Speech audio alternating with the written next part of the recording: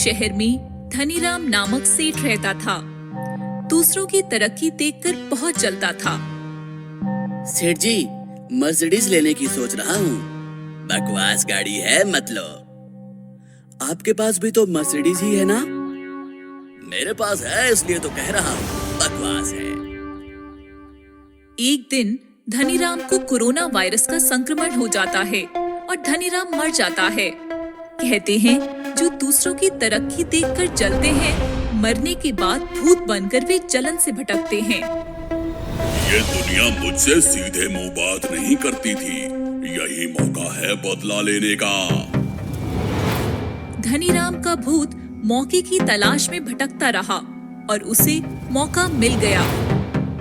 शहर के मशहूर डॉक्टर छाबरा कोरोना वायरस पर वैक्सीन बना रहे थे। दिन रात मेहनत के बाद वे कामयाब हो गए और कोरोना का इलाज उनकी मुट्ठी में आ गया। डॉक्टर, जिन जिन कोरोना पॉजिटिव मरीजों पर वैक्सीन का प्रयोग किया गया, उनकी रिपोर्ट नेगेटिव आना शुरू हो गए। ये तो बहुत अच्छी बात है लिली।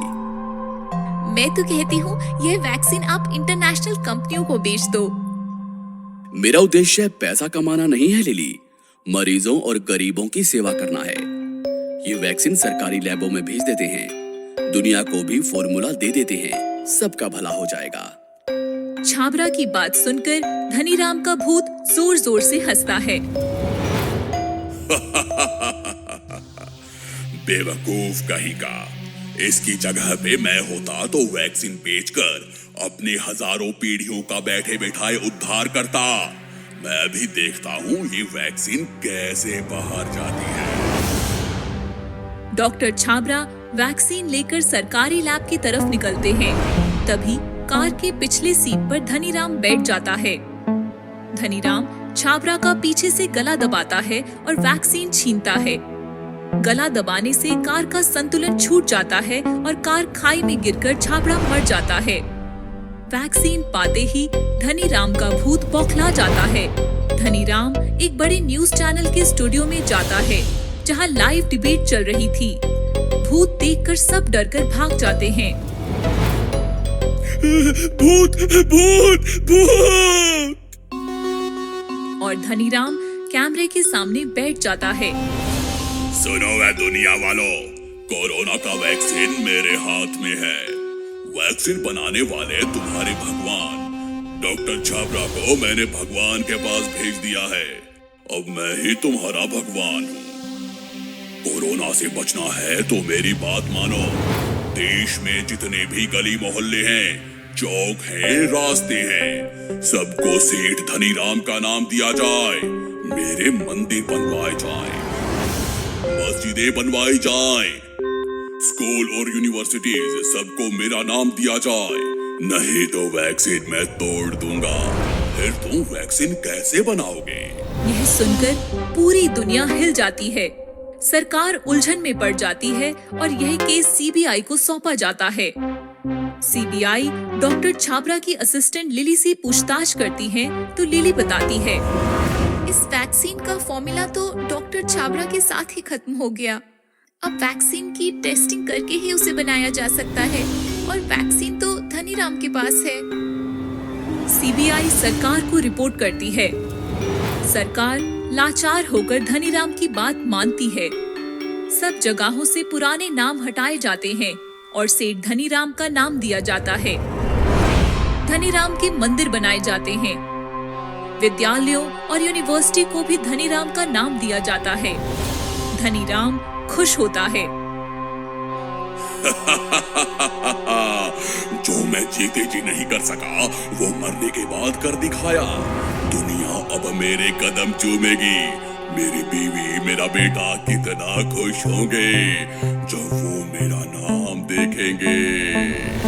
इधर धनीराम दुनिया को सताता रहा और उधर धनीराम की फैमिली रो रही थी, क्योंकि उसका इकलौता बेटा भी कोरोना का शिकार बन गया था। जब यह बात धनीराम को मालूम हुई तो वह अस्पताल गया। मुझे नाम और शोहरत नहीं चाहिए, मुझे तो बस मेरा बेटा चाहिए। आप तो मर गए, अब बेटा न रहा तो मैं कैसे जीऊंगी। धनीराम हैरान होकर डॉक्टर से कहता है, डॉक्टर, मेरे पास वैक्सीन है, मेरे बेटे को चढ़ाओ जल्दी। इस वैक्सीन का प्रयोग हमें करना नहीं आता। ये तो सिर्फ डॉक्टर छाबरा की असिस्टेंट लिली ही जानती है। धनीराम लिली को उठा लेता है। छोड़ो, छोड़ो मुझे। मेरा बेटा मर जाएगा, उसे बचाओ। इस वैक्सीन का प्रयोग सिर्फ तुम ही कर सकती हो।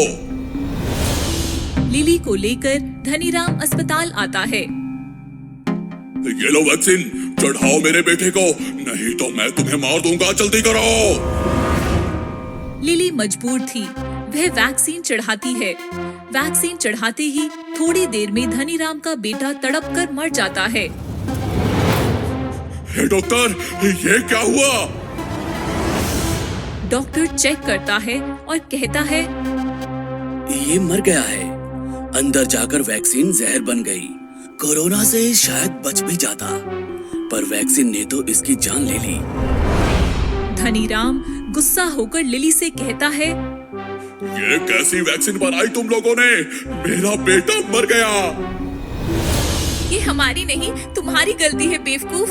वैक्सीन बनने के बाद अच्छी तरह स्टोर करना पड़ता है और तुम इसे हाथ में लेकर घूम रहे थे, इसी वजह से यह जहर बन गई। तुम छाबरा को मारकर वैक्सीन चुराते नहीं तो आज तुम्हारा बेटा जिंदा होता। वैक्सीन तो दूसरी भी बन सकती है, पर तुम्हारा एक ही बेटा था। अब तुम दूसरा बेटा कहाँ से लाओगे? धनीराम की बीवी धनीराम से कहती है,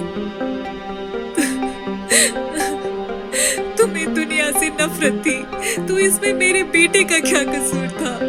जाओ यहाँ से, मैं तुम्हारा मरा मुंह भी नहीं देखना चाहती।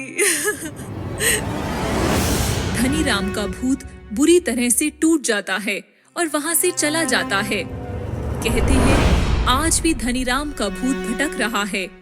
आज भी उसे मुक्ति नहीं मिली। पहले नफरत की आग में जल रहा था, आज पछतावे की आग में जल जलकर तड़प रहा है।